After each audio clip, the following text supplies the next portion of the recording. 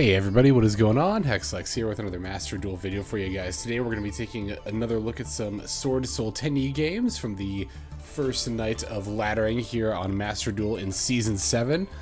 Still making my way up to Diamond at this time. Again, we're still in the first night, a couple hours after the other Duel videos that I've recorded of Swordsoul and Taia thus far. Yeah, the format is, just shaping up just about the way I thought it would. It's always so interesting in this part of the climb, right? Because I feel like this is when you get the most heated back and forth matches. At the same time, you end up seeing a lot of interesting tech as people are really looking to just get all the advantage they can against the format. So that's been a little bit of a struggle, is just people kind of it seems like anyway, people are attacking a little bit more against Swordsoul Tenyi, not like token collectors and stuff, but just seeing, excessive amounts of imperms and veilers, or I mean, there's also a lot of variance in the amounts of those you'll see too. God, there was one game I had, I don't think I kept it, but my opponent seed, and then I called bide, and they ash, and then I cross out, and then they still had an imperm when I went to use Mo Ye, and I'm just like, oh, come on, or not Mo Ye, I think it was a Halki 5Rex, but either way, it's I'm just trying to combo here, and they just have all the answers. But I mean, again, that's just gonna happen sometimes, so no need to get discouraged as a result. Just gotta power through and keep playing all the same. Again, like I've touched on in other videos as well, I'm not going for a Diamond 1 climb quite as quickly this season, just because I think it's going to be more interesting if we just start looking at other decks while we're climbing. So again, you'll probably be seeing one more Swordsoul video after this one that's actually us getting to Diamond, and then from there we'll probably go into another deck, maybe some Virtual World, maybe some Sky Striker, maybe some Phantom Knights, who knows. Maybe by the time that video comes out we could be playing some new stuff like Flows, Adventures. I'm just gonna have fun with it this season, and not worry as much about it, because we'll get to we'll get to Diamond 1 eventually. There's no need to do it quite as quickly as possible. Plus, I feel like in that regard, I've already kind of proven myself, so many seasons of sweating so hard to get to the top as quickly as possible. But yeah, so let's just go ahead and break down the list here, and then we'll take a look at some games. We've got Effect Veiler, Deskbot 001, 3 Tenyi Spirit Adhara, 3 Maxx, 3 Ash Blossom and Joyous Spring, 3 Swordsoul of Mo Ye, 2 Swordsoul of Taia, 2 Incredible Ecclesia, the Virtuous, 3 Swordsoul Strategist Longyuan, 2 Tenyi Spirit Vishuda, 3 Tenyi Spirit Ashuna, 1 Nibiru the Primal Being, 1 Archnemesis Protos, 2 Vessel for the Dragon Cycle, 3 Swordsoul Emergence, 2 Called by the Grave, 3 Crossout Exterminator, 2 Infinite Impermanence, and then a Swordsoul Blackout. Down here in the extra deck, we've got 1 Yazi, Evil of the Yang-Zing, 2 Baxia, Brightness of the Yang-Zing, 1 Borreload Savage Dragon, 1 Draco Berserker of the Tenyi, 2 Swordsoul Grandmaster Chi Xiao, 1 Xiao Fang, Phantom of the Yang-Zing, 1 Baron de Fleur, 1 Swordsoul Supreme Sovereign, 2 Monk of the Tenyi, 1 Crystalline Halki 5Rex, 1 Shaman of the Tenyi, and then 1 Mecha Phantom Beast Roidon. Yeah, I mean, I don't know that I have too much else to add about the build at this point. Like I said, it's been the same build for a little while now, because of course it still has been serving us quite well. Got a few different games to show you today, so let's just go ahead and jump straight into those. Okay, so this first game is going to be us playing against Eldritch. This is going to be a quick replay, but it was an interesting little combo line that I ended up doing that I kind of wanted to show off, mostly because I got to make use of Borreload, which I don't often do. This is a bit of a niche card, but this was a good example of a game where I was able to use it kind of effectively. So we're going to start by specialing in Adhara, then I'll activate Mo Ye, reveal the Blackout, and then we'll get our Swordsoul token that'll enable us to sync into Chi Xiao. This is all fairly standard stuff so far, right? Chi Xiao's effect, Mo Ye is going to be Chain Link 2. Of course, we're chain blocking the search. Not that the opponent has the Ash here anyway. We get the draw, and then we get the search. So I did the search, and at this point I'm thinking, well, if I Longyuan for the Baron, I'd have to discard the Blackout, and that wouldn't be that good. I could Emergence for just Protos, but that wouldn't be that great. Just didn't have not the best setup in the world to just end on a more quote-unquote standard board. So I decided, well, okay, maybe we can just try something a little bit different here. So what I do is I link away the Chi Xiao and the Adhara, and then I go into a Halki 5Rex that way. I don't normally like go into the Hulk line like that, because usually you work Chi Shao in as like your first level 8 of the Hulk line, but we can't be limited to just our combos, right? I think that's playing too rigidly, and that is something that I do tend to be guilty of a little bit sometimes, and it's something that I've been trying to work on breaking out of, and it's something that I suggest that everybody does, right? Because we all tend to fall into our own play patterns, where for me it's like, you know, I've talked about tunnel visioning, that's what I meant to say before, right? Where, you know, you're so used to playing a certain line a certain way that you don't look for, like, you don't explore outside possibilities. One example that I can be guilty of that sometimes is not playing through Maxx when I should sometimes. Like, usually if I get Maxx I'm more inclined to just stop and not give my opponent, you know, any amount of draws, where there have been times where I think to myself, okay, if I'd actually tried to play through that Maxx, I might have been able to win and come out on top. So this was kind of another case where I found myself thinking like, oh my god, how am I going to get this like Baron out with the Longyuan in a way that's not like mediocre, where I have to discard this Blackout, I want to keep that. But then I realized like, well, I'm only thinking about it in the way of ending on like, you know, Chi Shao plus Baron, because I've already summoned Chi Shao, but I've got this, ow, sorry, I hit my elbow on the desk there for a second. Yeah, well, I've got this Adhara that I can use if I wanted to go for the Hulk line, but then I was like, oh, well, I can't Hulk line because I already Chi Shao, and it's like, well, you can still use Hulky Fibrax and Auroradon to make plays, even though you've already summoned a Chi Shao, and that's exactly what I intend to do here. So we're going to use the Adhara and the Hulky Fibrax, or the Adhara and the Chi Shao to make the Hulk. Hulk gets that Deskbot. This is more standard stuff now, you know, we're getting the Auroradon, summoning the tokens, and then we're going to get the Deskbot, that's going to let us get the Yazi, and then we're going to use the Yazi in order to, or use the Auroradon to pop the Yazi, and then summon a Taia. But from there, that's where we're going to mix things up, because again, we've already summoned Chi Shao. Well, actually, normally you would summon Baxia, and then you would use Baxia, or you use Taia to send Mo Ye and Baxia to bring back Mo Ye, and then you go into Chi Shao. But we've already used both Mo Ye and Chi Shao, so for a level 8 synchro, what we're going to do, first I am going to use Adhara to wheel the Mo Ye back to my hand, because I am going to end up using that for the Longyuan. But what we're going to do for a level 8 synchro is, instead of, you know, Chi Shao or Baxia or whatever, we're just going to go for Borreload, like I mentioned, because if you've got this Auroradon in the graveyard, we can set up another Omni Negate in addition to the Baron, because we can still Baron here, we can still use this Emergence for the Longyuan. I wanted to get the Emergence so I could keep my options open in case I needed to search something else. But yeah, now we can use the Longyuan to set up the Baron. We can have that as 2 Omni Negates set up, and then in addition to that, we can even still get a War Monster out with the Ashuna and set up the Blackout as well. That with the Call Buys and the Nibiru, I don't really know how any deck could possibly come back through this, so we'll set all that up in. As you can see, even though we had a kind of a weird start there, also I should have gotten a Vishuda instead of an Adhara here. Has more defense, and we don't have a Vishuda set up yet. We already have an Adhara somewhere. Well, it's banished, but all the same. Anyway, yeah, so now, as you can see, we had a bit of an awkward start, but now we have multiple Omni Gates, like I said, the Destruction, the Call Buys, and the Nibiru in case, you know, everything goes wrong. But, yeah, pretty nice setup here, as opposed to the mediocre setup we were trying to look for earlier. Sometimes you just gotta think outside the box a little bit, not be too rigid in your lines of play. So here's where we do see that it's Eldritch. They're gonna start off with the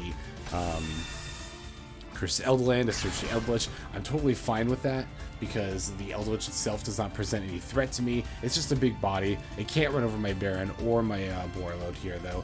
And I've also got the Blackout in case my opponent starts set up for like a rank 10 or something, so I'm really not too scared about them summoning the Eldritch.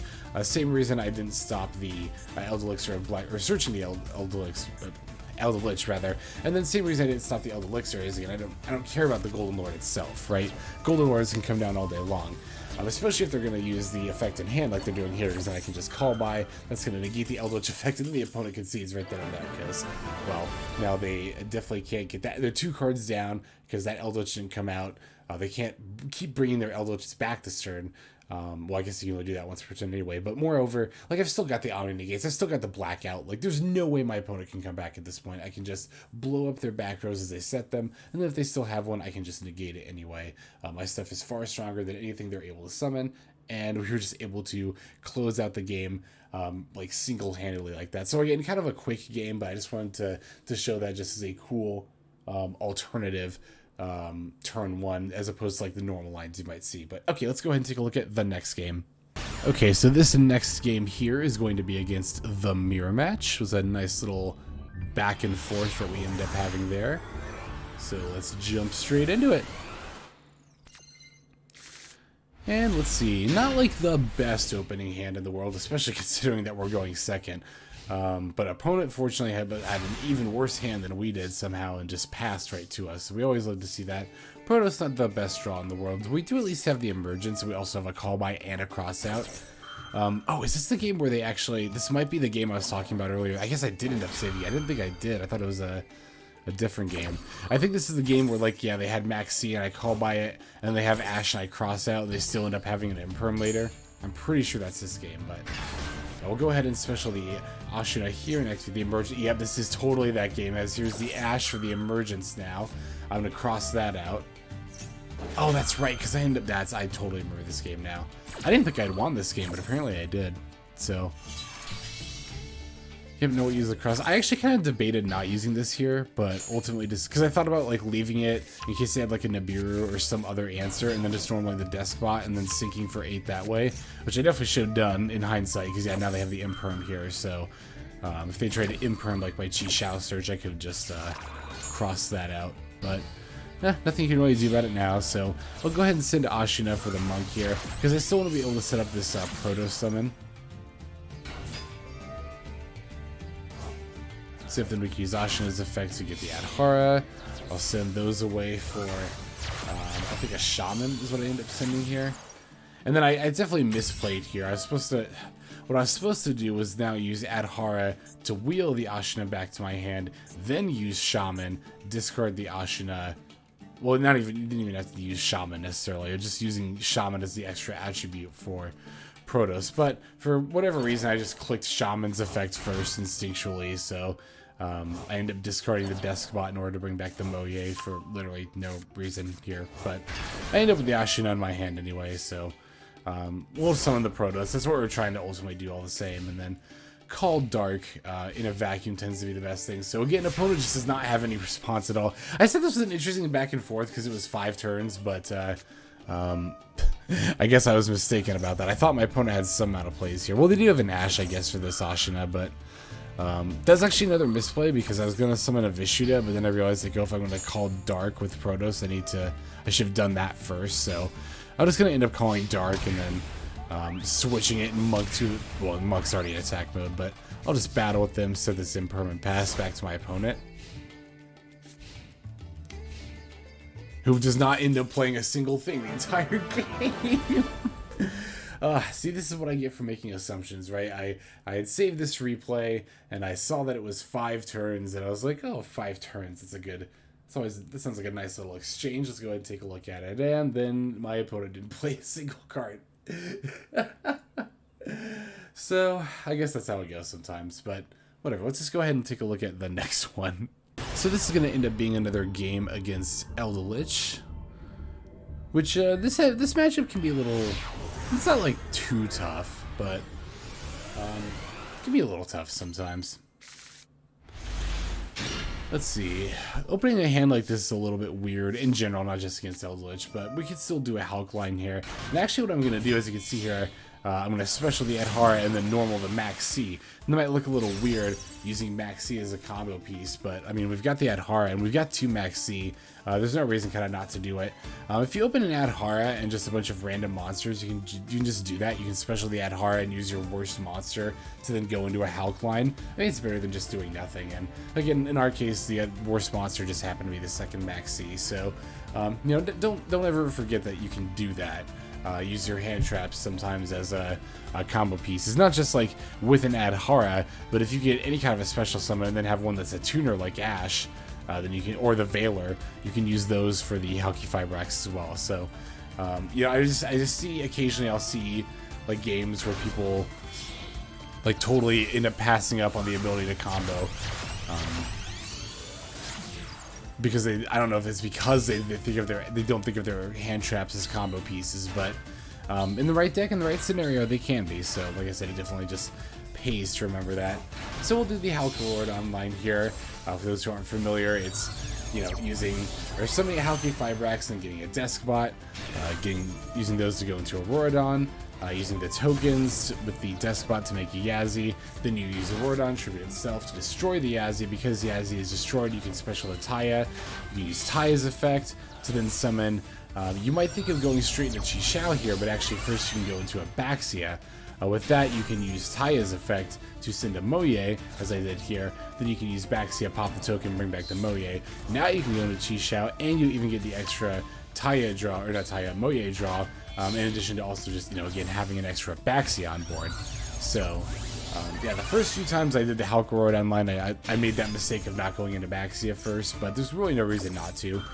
Just a free Baxia and a free draw from Mo Ye.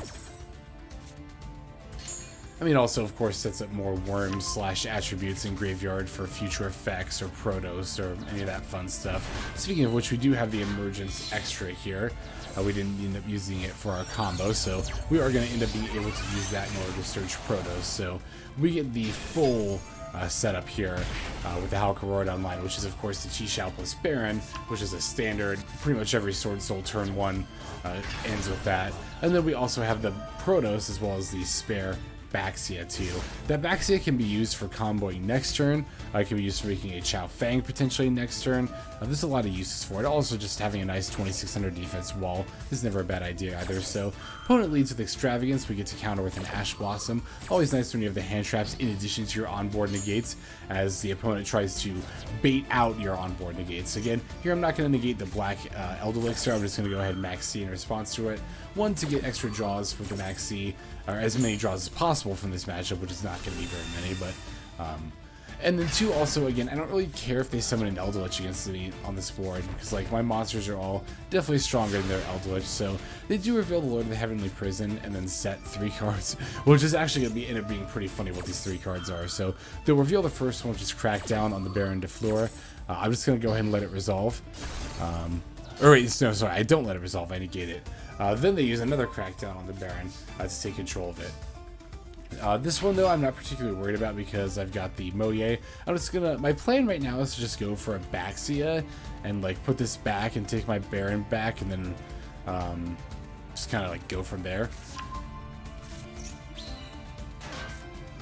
But then also I realized that we can use the Vishuda, and I was going to use that on their last back row as well, but then they revealed their 3rd Crackdown, so they actually opened all 3 of their Crackdowns. But no, sorry, I misspoke earlier. No, with the token out first, yeah, I wanted to Vishuda and get rid of the last back row. That's why I was kind of confused as I was explaining that. I was like, wait, didn't I have a plan to get rid of the back row? But they'll use that to take control of Protos, but it's kind of in vain because they just end up giving it right back as the Crackdown gets returned to their hand. Well, it wasn't really in vain. It was to summon this Lord of the Heavenly Prison, but they'll set a Fusion Destiny as well. And then they concede as they realize now it's in vain.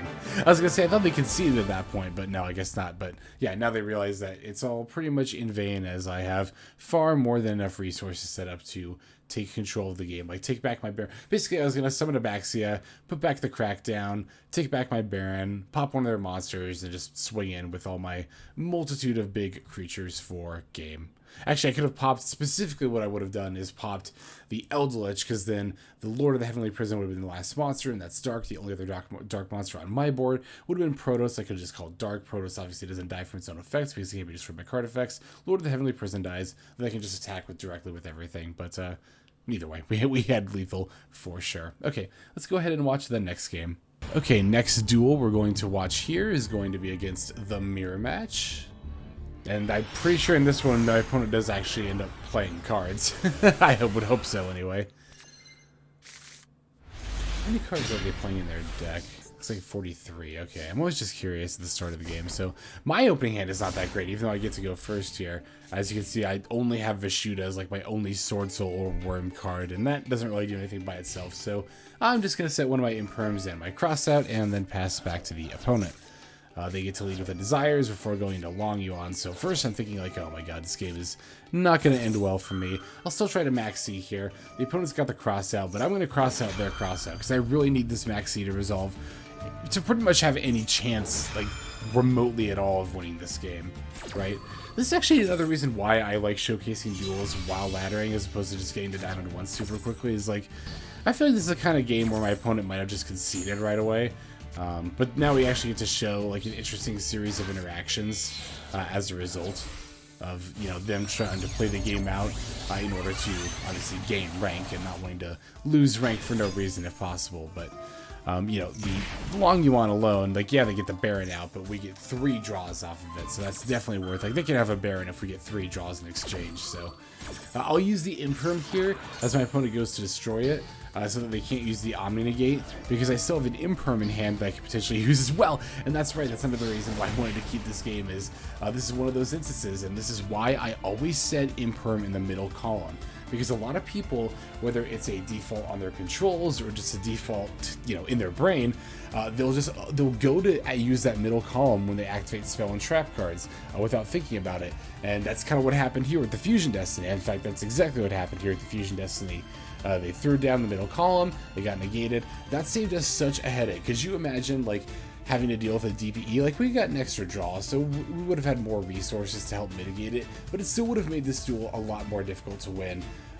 And just getting that free, it was so nice. Like, I was so scared when I saw the Fusion Destiny, and then I was even a little bit confused, to be honest, when I saw it get negated, and I was like, oh right, the Imperm, duh, of course. And yeah, it was just a very satisfying moment. It's I don't know, I like to pepper in any justification for the little nuances that I do when I duel, if I can. So, oh, here we go. Let's go ahead and keep playing the replay. We are going to take the direct attack, but again, at least we're not taking the DPE's damage as well. Mo Ye is an excellent draw for turn here. Of course, I'm going to lead by using my Imperm on the Baron to prevent the Omni Negate from, well, preventing me from doing anything.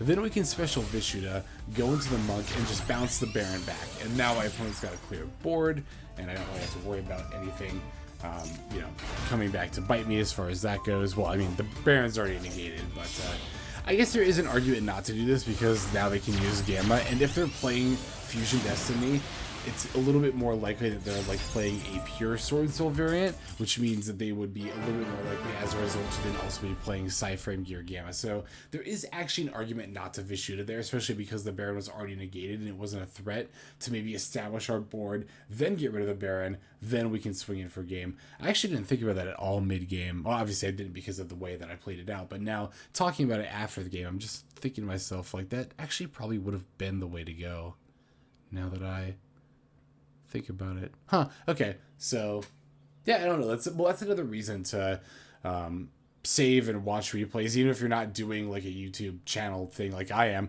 The replay feature is very nice even for just the layperson in that regard. You should be watching your own games. That's actually one of you know, the biggest pieces of the advice that let me actually speak that sentence. That's one of the biggest pieces of advice that a lot of people who play other digital card games will give. You'll see it or at least I used to see it when I would look up like Hearthstone Legend guides, right? I would see one of the most common pieces of advice would be, well, because Hearthstone doesn't have a replay feature, they would suggest record your games and then watch them back. You'll notice plays you could have made that would have been better, even in games you've already won, like the one I did here. Well, we know in Yu-Gi-Oh! Master Duel, we actually do have the replay feature, so definitely make use of it. Again, even if you're not using the replays to make content or sharing them necessarily, just go back and watch your own games. It's a very, very useful thing to do. Especially if you've like lost, you know, a few games in a row, it can be a little frustrating. I do this sometimes. If I lose a few games in a row, I'll go back, save the replays, so I can go back and rewatch them and be like, okay, could I have made better plays here or there? And that's just a good way to improve in general that I highly recommend. So, all right, let's see. I think we have one more game to take a look at. Let's go ahead and jump straight into it. So this last game is going to be something of a mirror match, but not quite. It's a really interesting blend of like Danger Kaiju, but also still playing Swordsoul stuff. So we'll get to see, yeah, just all the different things this deck is capable of doing. I actually think this deck my opponent's playing is very interesting.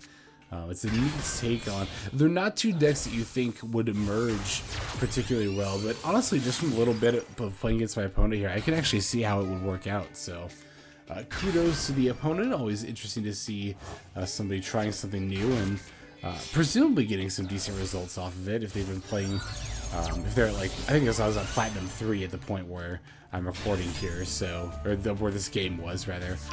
Well, I am also at Platinum 3 at the time of recording this, but I think my opponent was also at Platinum 3, so presuming that they've been using it up to this point, they must be getting at least somewhat decent results off of it. Yeah, so here we're going to do, I think I did this in one of the other Swordsoul Tenyi duels that I showed in a previous video, where rather than going for Qi Xiao plus Baron here, we're going to instead set up a Qi Xiao plus Chao Feng opening line here.